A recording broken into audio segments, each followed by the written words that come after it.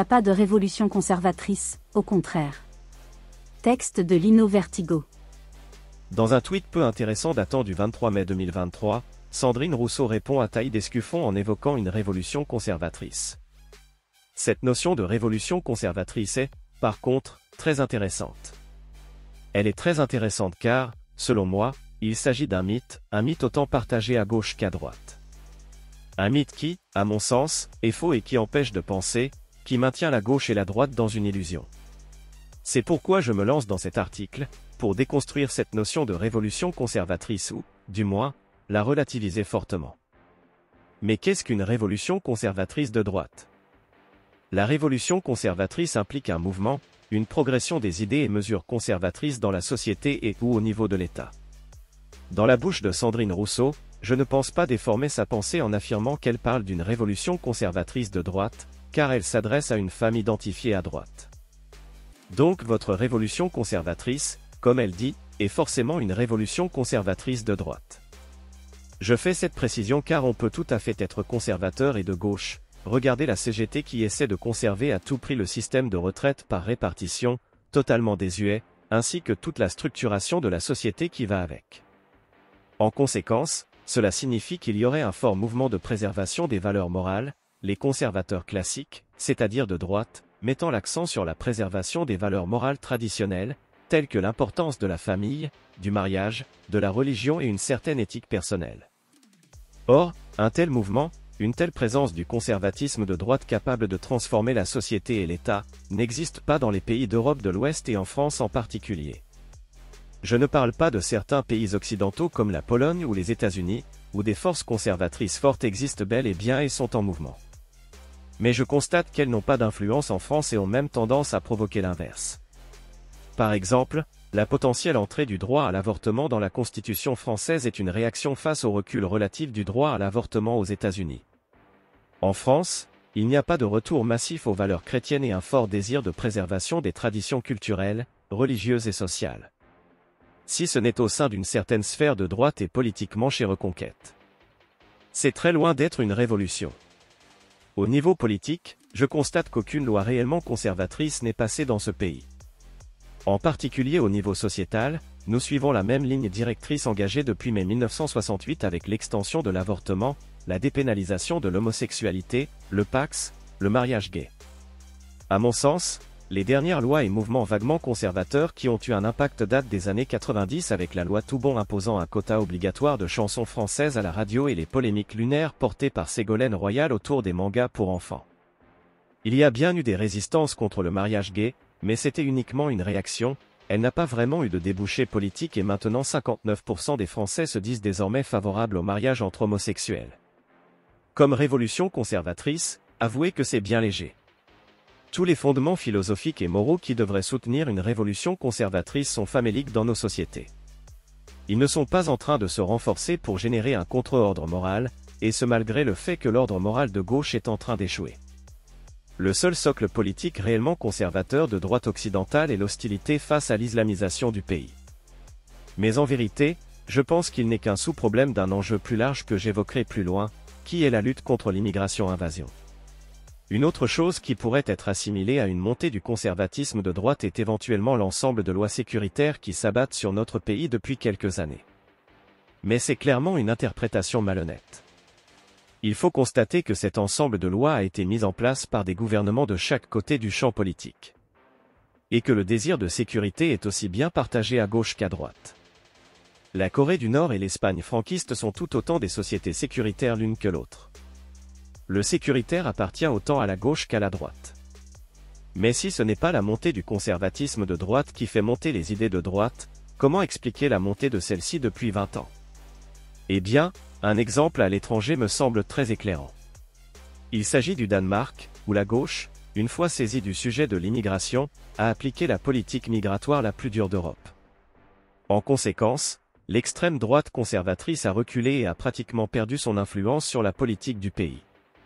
C'est d'ailleurs la raison pour laquelle Olivier Véran est allé visiter ce pays récemment. Même si, contrairement à ce qu'il affirme, l'extrême droite n'est pas passée de 22% à 2% mais s'est plutôt morcelée et a diminué en influence, comme je l'ai expliqué précédemment.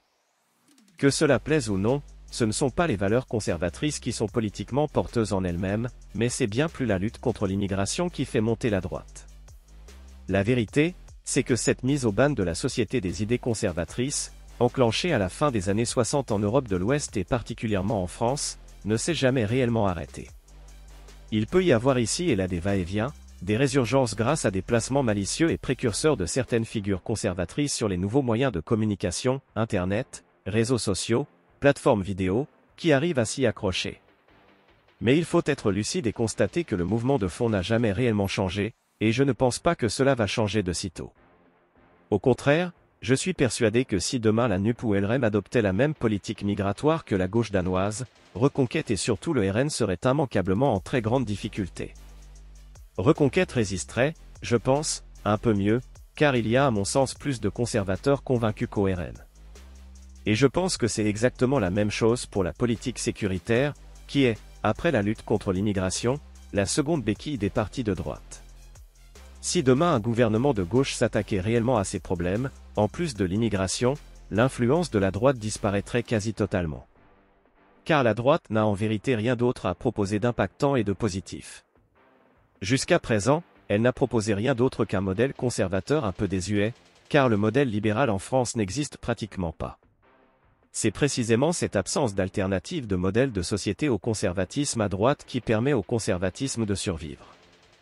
Et c'est là qu'on comprend que la situation de la droite en France est en vérité extrêmement précaire. Certes, elle monte malgré le conservatisme que les Français ne veulent pas, mais elle le fait uniquement grâce à l'aggravation des problèmes migratoires et sécuritaires. Vous comprenez donc que la situation de la droite en France n'est pas aussi rose qu'il n'y paraît. Il suffirait de peu pour qu'elle soit balayée. C'est-à-dire qu'une vraie politique sécuritaire et une vraie lutte contre l'immigration invasive soient mises en place. Et ceux qui ont l'ouïe fine peuvent déjà entendre le bruit du changement arriver. Le gouvernement s'engage chaque année de plus en plus dans une politique sécuritaire. Il est de plus en plus dépendant de sa police et va donc mécaniquement céder face à elle, en lui donnant ce qu'elle attend pour faire son travail efficacement, c'est-à-dire plus de moyens sécuritaires et le cadre légal qui va avec. Enfin, le voyage d'études de Véran au Danemark pour étudier la politique migratoire du pays semble indiquer que le gouvernement envisage de s'attaquer au désastre migratoire. D'autant plus que les politiques migratoires de tous les pays de l'espace européen semblent se durcir, entraînant mécaniquement les uns à imiter les autres pour ne pas récupérer les masses d'immigrés déboutés des autres pays. Il y a un potentiel effet domino qui pourrait nous amener très loin dans la lutte contre l'immigration, même contre les volontés du gouvernement. Le piège semble se refermer doucement sur la droite française.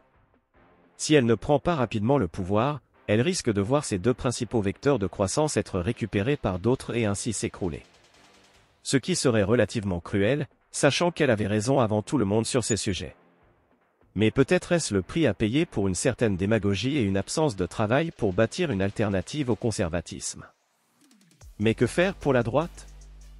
Il semble hors de question pour la droite de renier ses désirs sécuritaires et sa volonté de régler le problème migratoire. Elle ne pourra donc pas prendre la gauche à contre-pied sur ces sujets. Elle va devoir s'accrocher à ces deux béquilles. Mais peut-elle nous proposer autre chose que le lourd manteau du conservatisme qui est sur son dos, faute de mieux ? Elle ne doit plus tarder et doit travailler pour rattraper son retard, et enfin se tourner de manière intelligente vers le libéralisme, ce que les autres droites occidentales ont fait depuis au moins 50 ans. Le libéralisme aurait, par exemple, ses propres solutions à apporter pour répondre aux enjeux sécuritaires, et cela me semble être un moindre mal. Il pourrait aussi être une bonne réponse au délire collectiviste de plus en plus fort dans la politique française. Il y a des prémices lorsque je vois que la droite s'oriente, consciemment ou non, vers la défense de la liberté d'expression face à la gauche aujourd'hui. Ce sera d'autant plus pertinent que la volonté de limiter les libertés individuelles est un repoussoir absolu dans nos sociétés. Voir la gauche s'y engouffrer démontre selon moi que son ordre moral est un échec. Mais pourquoi la droite ne serait-elle pas pour une fois ambitieuse politiquement ? Pourquoi ne pas essayer de prendre de l'avance ? En proposant, par exemple, une droite intelligente, axée sur l'excellence, pro-technologique, écomoderniste, quelque chose de prométhéen comme semblent l'esquisser des personnalités comme Elon Musk. La gauche réelle pourvoyeuse du conservatisme droitier. Pour être tout à fait exact et nuancé quant à l'existence d'une révolution conservatrice droitière en France, évoquée par Sandrine Rousseau, je dois avouer qu'il existe en vérité deux pôles potentiels en mouvement. même si je suis persuadé qu'elle ne les a pas à l'esprit quand elle parle à Taï Escuffon. En premier lieu, il y a l'offensive conservatrice musulmane, qui se mélange avec des enjeux communautaristes musulmans. Vous pouvez la voir à l'action dans les polémiques sur le burkini et le voile, ou même de manière très violente avec les attentats musulmans de ces dernières années. Pour le coup, ce sont réellement des idées conservatrices qui influencent la société et ses lois.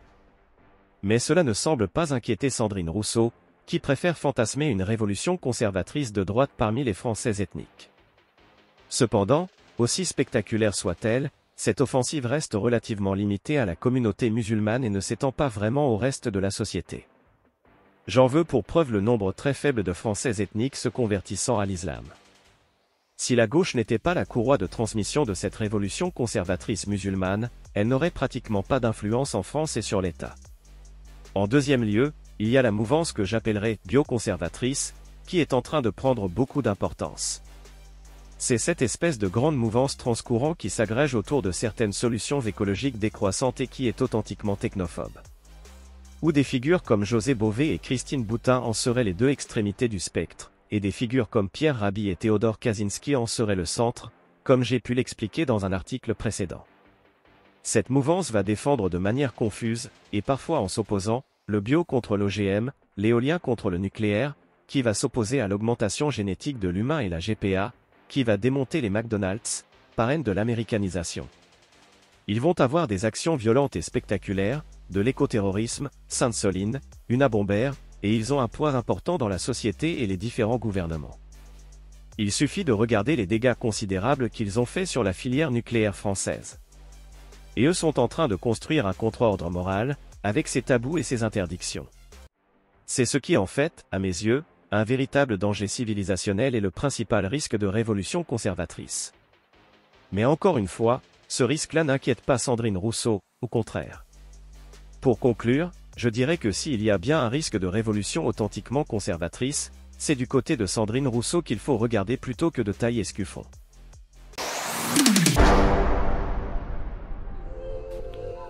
Cet audio vous a plu ? Abonnez-vous à notre chaîne afin de recevoir tout notre contenu et soutenez-nous sur Tipeee, le lien est dans la description.